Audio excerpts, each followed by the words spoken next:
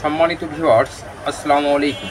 আজকে আমরা বেতগাড়ির হাটে কাঁচা কলার বাজারে এসেছি। প্রতিনিয়ত আমরা দৈনন্দিন জীবনে যে খাবারগুলো গ্রহণ করি তার মধ্যে প্রতিনিয়ত প্রত্যেকটা জিনিসেই রয়েছে ভেজাল মিশ্রিত।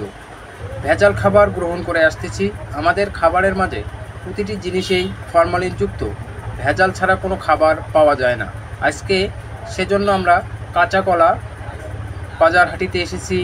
কাঁচা কলা গাছ থেকে কেটে নিয়ে এসেই এক রাতের মধ্যেই পাকানো হচ্ছে। সেই কলাগুলো বাজারে বিক্রি করা হয় পরের দিন। তাতে করে আমাদের জীবনে এই কলাগুলো আহরণের ফলে যে ধরনের ক্ষতির সম্মুখীন হতে হয় তা সকল মানুষেরই জানা। এই কাঁচা কলা খেয়ে আমাদের শরীর ও মন ও মস্তিষ্ক সবগুলোই ক্ষতির দিকে অগ্রসর হচ্ছে।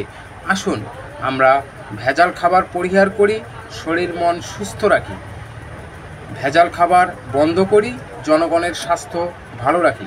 সকলেই একসাথেই নিজ নিজ শরীরের প্রতি যত্ন। সম্মানিত ভিউয়ার্স, এই মুহূর্তে এক কলা ব্যবসায়ীর সাথে কথা বলবো। এই কলা কোথার থেকে আপনি নিয়ে আসলেন? আমি চন্দনহাট থেকে নিয়ে আসলাম। এগুলো তো সব কাঁচা কলা।